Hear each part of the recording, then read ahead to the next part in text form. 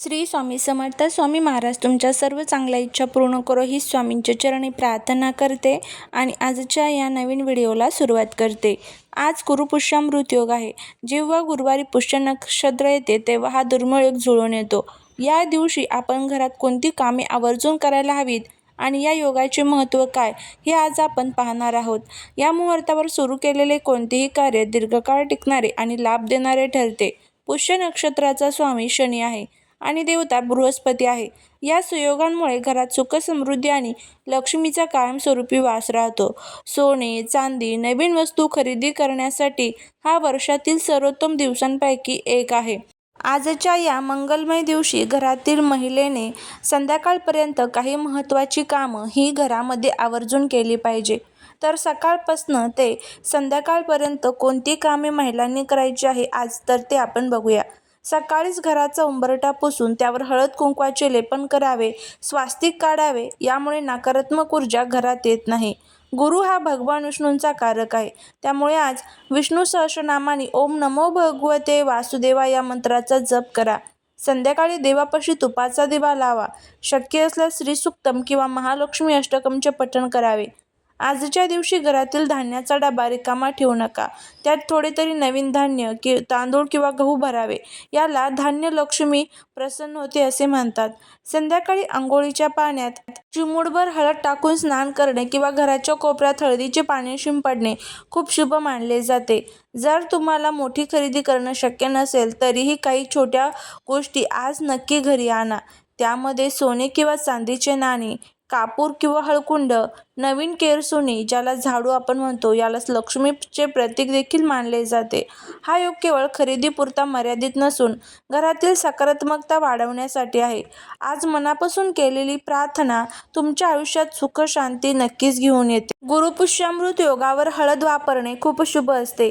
एका वाटीत गंगाजल किंवा साधे पाणी घेऊन त्यात थोडी हळद मिसळा. या हळदीच्या पाण्याने घराच्या मुख्य दरवाजाच्या दोन्ही बाजूला स्वास्तिक काढा. यामुळे घरातील नकारात्मक ऊर्जा नष्ट होते आणि माता लक्ष्मीचे आगमन सुलभ होते.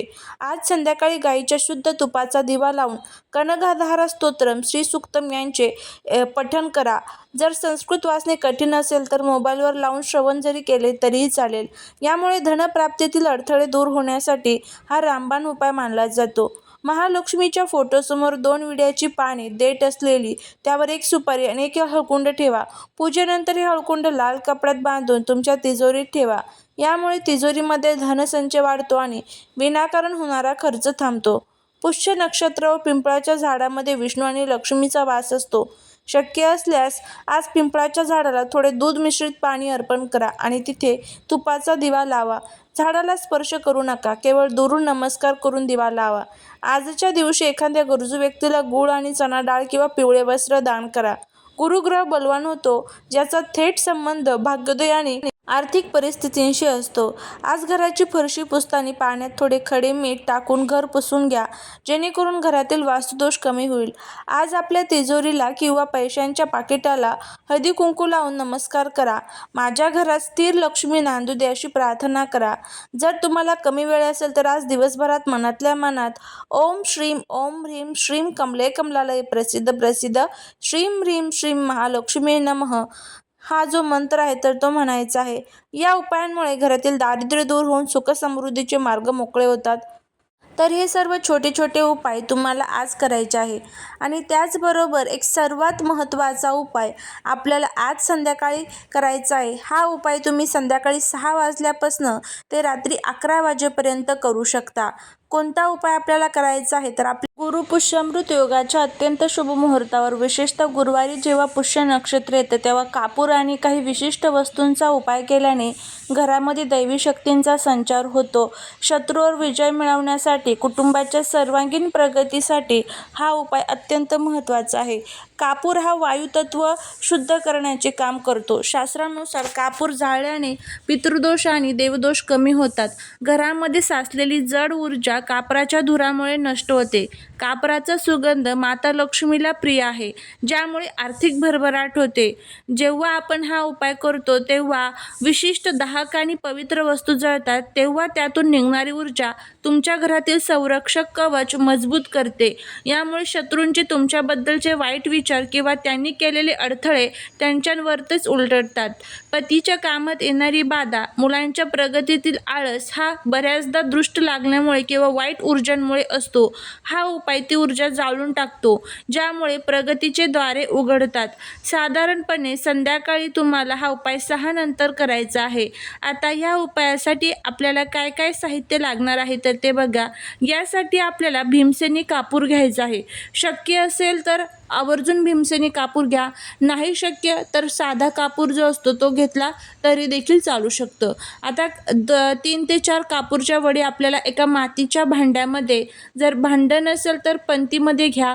जर मातीचं भांडं किंवा पंतीही नसेल तर त्याऐवजी एखादी प्लेट घेतली, वाटी घेतली स्टीलची, पितळेची, तर तरी देखील चालू शकतं. आता उपाय करण्यासाठी काय करायचं आहे, कापराच्या वडीवर 2 अख्खे तुम्हाला काळी मिरी टाकायची आहे. काळी मिरी ही शत्रुनाशासाठी वापरली जाते आणि त्याचबरोबर एक मोठी वेलची जी प्रगती आणि भाग्योदयासाठी आपल्याला वापरली जाते. तर ह्या 2 वस्तू आपल्याला घ्यायच्या आहेत. पहिली म्हणजे काळी मिरी, दुसरी म्हणजे मोठी वेलची.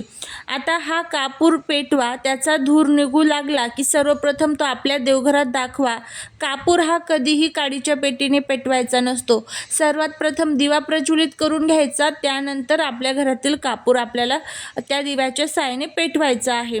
त्याचा धूर झाल्यावर देवांना दाखवायचा. हे पात्र हातात घेऊन घराच्या प्रत्येक कोपऱ्यात फिरा. आपल्याला बाथरूम सोडून बाकीचे सर्व घरामध्ये फिरायचं आहे. दूर फिरवताना मनात ओम नमो भगवते वासुदेवाय किंवा ओम गुरवे नमः या मंत्राचा जप करा.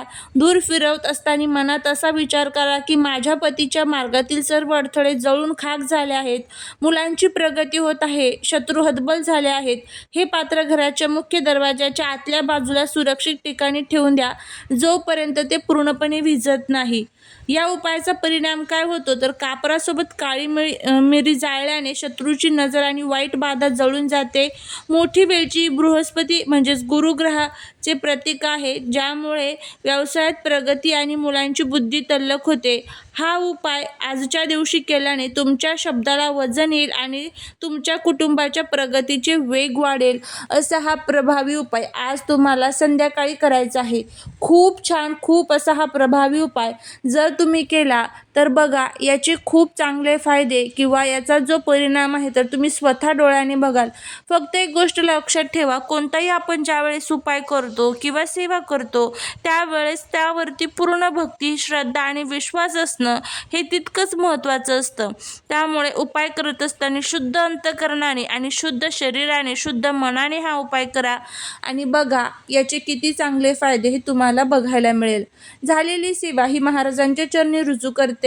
जर तुम्हाला हा व्हिडिओ आवडला असेल तर लाईक, शेअर, सबस्क्राईब करायला विसरू नका. भेटूया अशाच एका छानशा नवीन व्हिडिओत नवीन माहितीसोबत. तोपर्यंत श्री स्वामी समर्थ.